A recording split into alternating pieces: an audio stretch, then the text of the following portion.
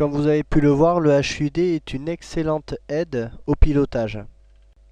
Toutefois, dans la réalité, l'utilisation du HUD ne se fait que par condition VMC. On considère qu'on est en condition de vol VMC lorsqu'on est en dehors des nuages et lorsque la visibilité est supérieure à 5 km.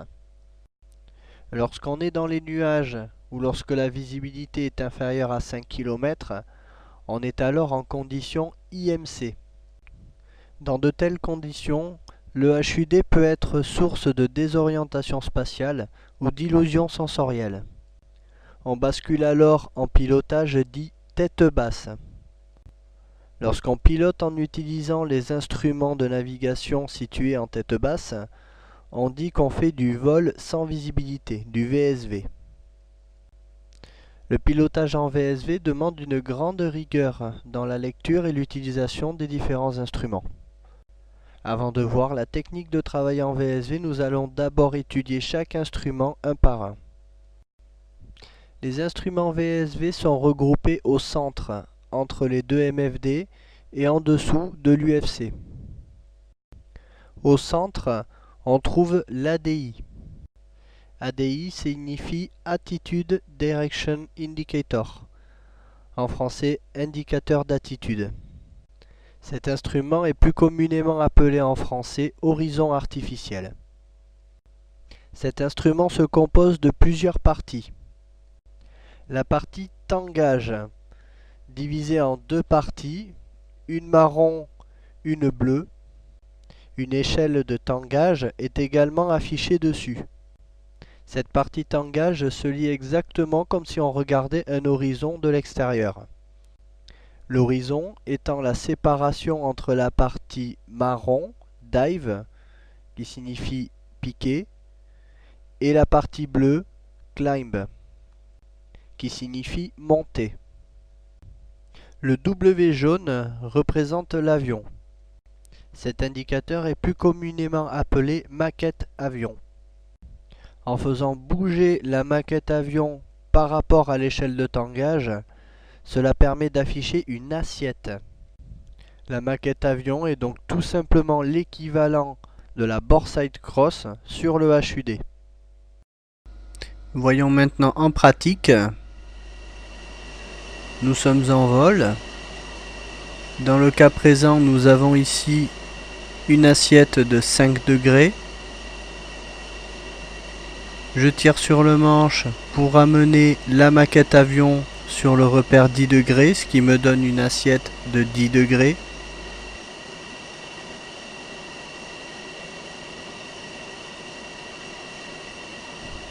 Je pousse maintenant sur le manche pour aller chercher une assiette de moins 5 degrés. Je stabilise. Voilà tout simplement comment on modifie l'assiette sur l'ADI.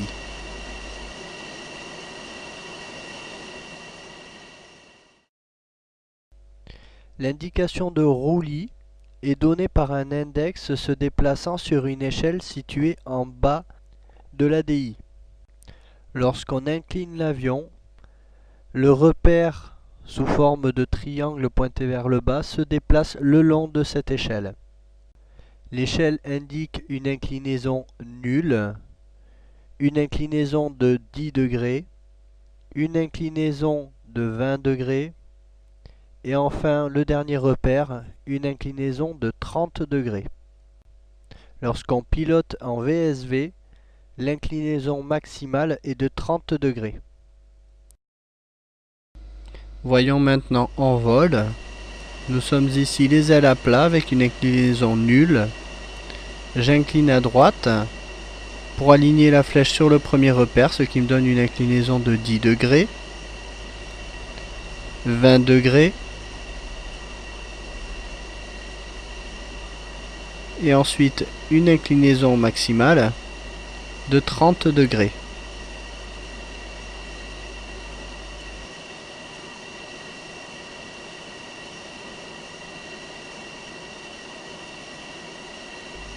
Et je reviens ensuite les ailes à plat en alignant les deux flèches.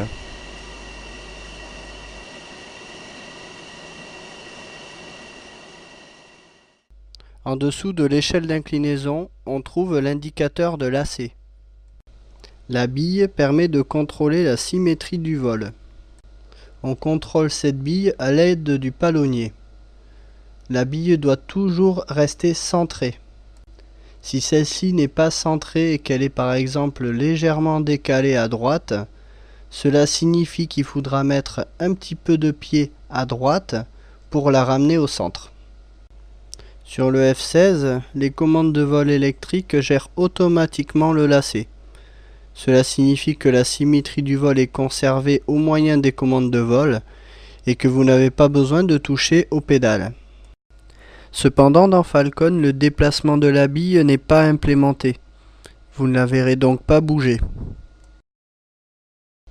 Passons à présent à l'altimètre.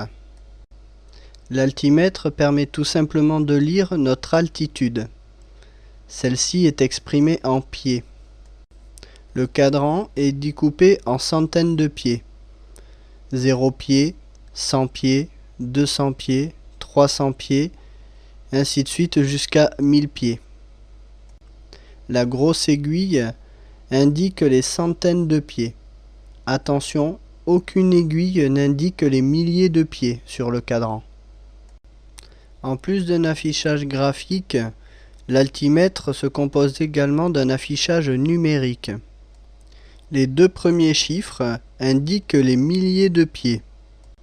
Le troisième chiffre indique les centaines de pieds. Les deux derniers chiffres, par contre, seront toujours 0. Le champ situé à droite, à l'intérieur de l'altimètre, indique la pression de référence sur laquelle est calé l'altimètre. Dans la réalité, cette pression de référence peut être modifiée. Or, dans Falcon, celle-ci est fixe et reste calée à 1013 hectopascales. Ceci correspond donc au calage standard. Cela signifie que, à l'altitude de la mer, on aura une altitude de 0 pieds. Donc l'altimètre indique une altitude et on peut également lire sur celui-ci un niveau de vol. Pour plus de détails sur les notions de niveau de vol, d'altitude et de pression atmosphérique, référez-vous à la vidéo tutoriel sur le HUD concernant l'altitude. Le sélecteur situé en bas à droite de l'altimètre permet de sélectionner les deux modes de fonctionnement, pneumatique ou électrique. Je ne m'attarderai pas dessus puisque ce sélecteur n'est pas modélisé dans Falcon. Ce qu'il faut retenir, c'est que l'altimètre en tête basse indique une altitude par rapport au niveau de la mer et on peut également y lire un niveau de vol. Voyons comment se comporte l'altimètre en vol. Nous sommes ici à 12 000 pieds, soit en niveau de vol, le niveau de vol 120. Je vais me mettre en descente et on va voir comment réagit l'altimètre. On voit que l'aiguille tourne dans le sens inverse des aiguilles d'une montre, indiquant que l'altitude diminue. Sur l'affichage numérique, on voit clairement que les centaines de pieds diminuent également. On passe 11 000 pieds, on continue à descendre.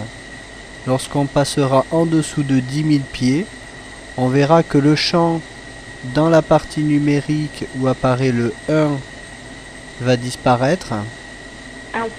Voilà qui est fait. Et la descente se poursuit.